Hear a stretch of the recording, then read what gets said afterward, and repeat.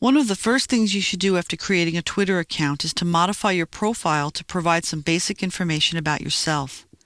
Potential followers may use this information to decide whether they want to follow you.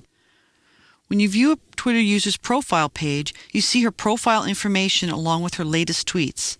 In this example from my profile page, you can see that I've included a photo or avatar image, that's right here, my full name and location, a link to my blog, and a short bio. This is what people see when they check me out on Twitter.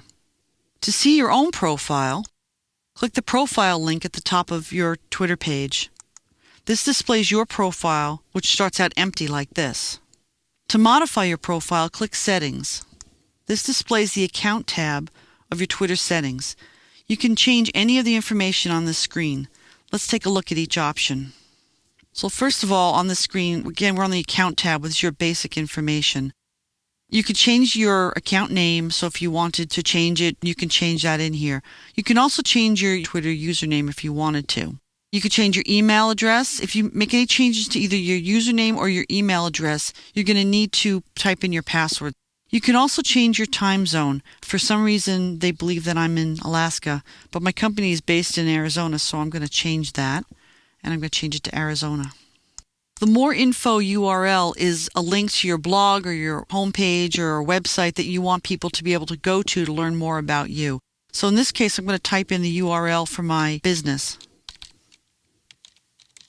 You got to type in the whole URL, including the http://. And Twitter will automatically format that as a link. A one-line bio is 160 characters or less that describe you or whatever you're creating this account for, your company or whatever. I'm going to just type in helicopter, tours, charters, and excursions throughout the Southwest. And location is Arizona for me.